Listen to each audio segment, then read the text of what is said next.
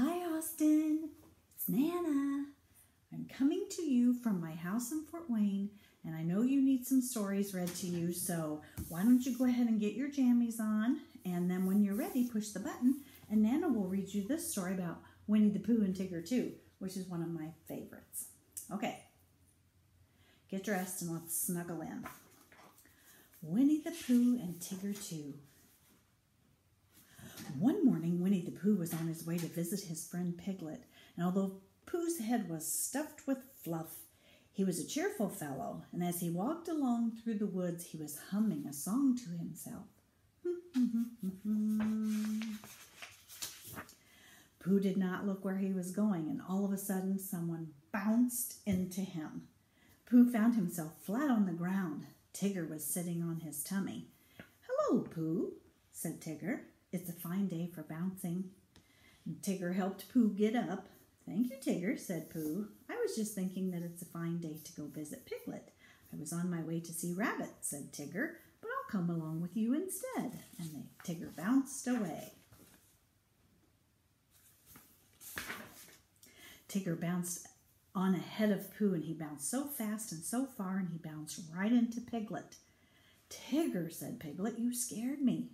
"I'm sorry," said Tigger, so he helped Piglet get up. "Now I'm off to see Rabbit," said Tigger. "Why don't you and Pooh come with me?" And away he bounced again. Tigger's kind of crazy. Tigger bounced into Pooh's garden. He bounced into Rabbit's garden, and Rabbit was busy counting his carrots. Suddenly, Tigger bounced on top of him. "Hello there, Rabbit," said Tigger. "Tigger, you're a pest," said Rabbit. When Pooh and Piglet reached the garden, they helped Rabbit to his feet. Rabbit was very angry at Tigger. "Why are you so bouncy?" he said.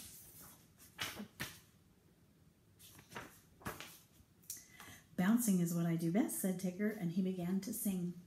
"The wonderful thing about Tiggers is Tiggers are wonderful things. Their tops are made out of rubber, and their bottoms are made out of springs.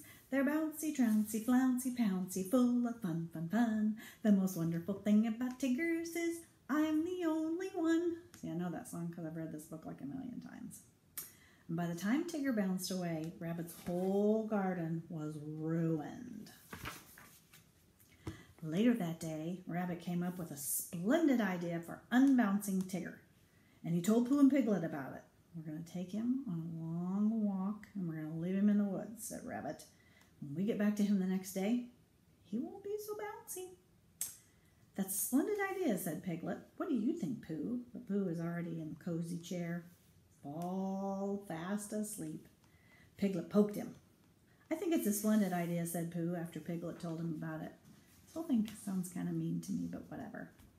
The very next day, Rabbit, Pooh, and Piglet took Tigger into the woods. "When we come back to get Tigger tomorrow," said Rabbit, "the bounces will be all gone." And he said, "He'll be a sad Tigger, a sorry Tigger. Oh, Rabbit, I'm so glad to see you, Tigger." Tigger bounced further and further away.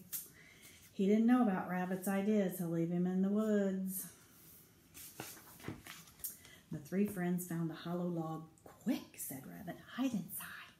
And they climbed into the log, and Tigger soon came to look for them. "Hello," he called. Nobody answered.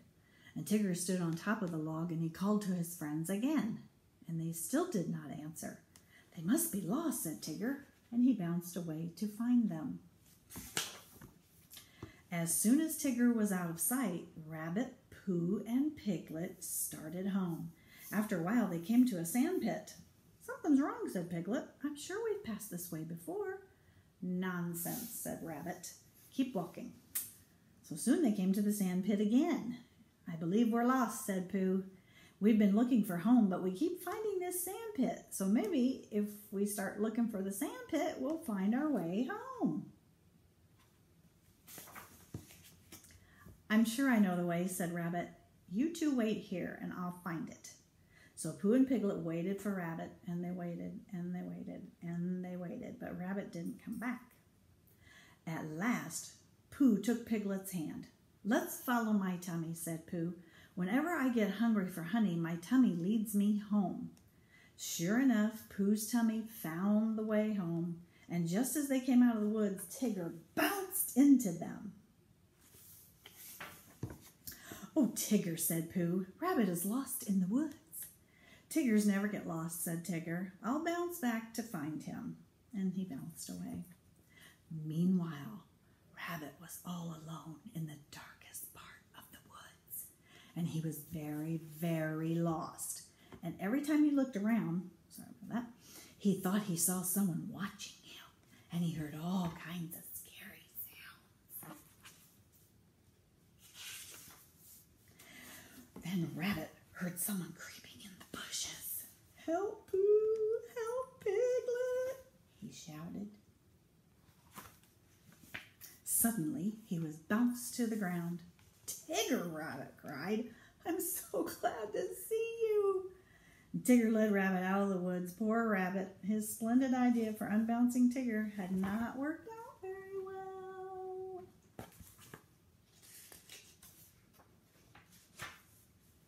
Bright and early the very next morning, Tigger went to Kanga's house, and Kanga was busy sweeping his yard. "May I take Roo for a walk with me?" asked Tigger. "Of course, dear," said Kanga. That's Roo's mom. As Tigger bounced along, Roo rode on his back. "Can Tiggers climb trees?" said Roo. "Well, that's what Tiggers do best," said Tigger. "I'll show you." Tigger found a tall tree, and he bounced from branch to branch to branch, and he bounced up. "Ooh, Tigger!" said Roo, and he bounced higher.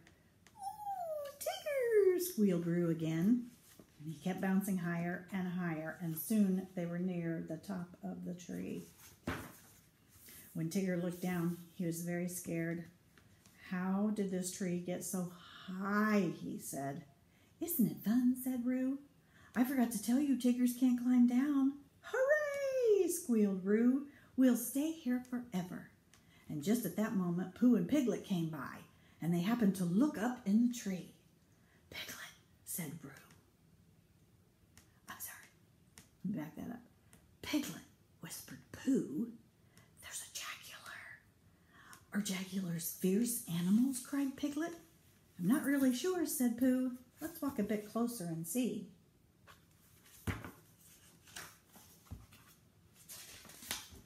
When Pooh and Piglet reached the tree, they saw Tigger and Roo near the top.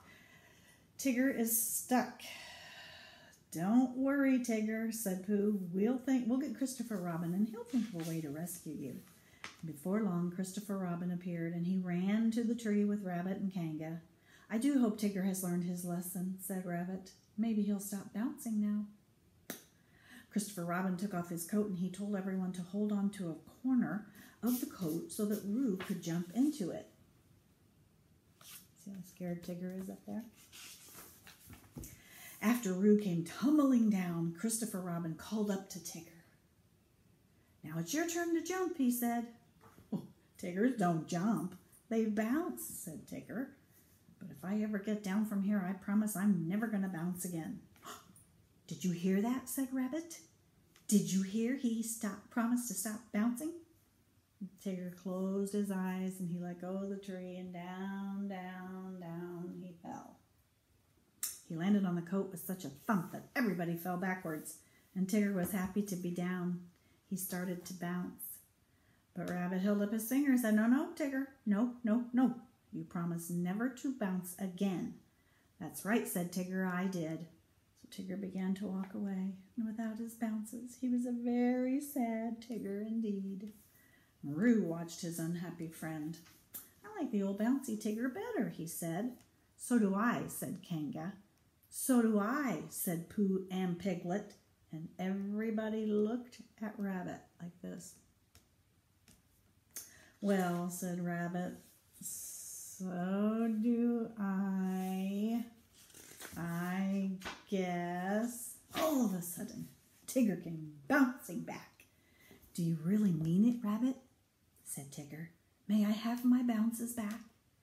"Yes," said Rabbit, "I really mean it." "Hooray!" said Tigger, and off he bounced, happy to be his bouncy old self again. The end. I love you. This was Winnie the Pooh and Tigger 2. Don't forget to say your prayers tonight before you go to bed. Hannah loves you very much, and so does Papa. Bye-bye.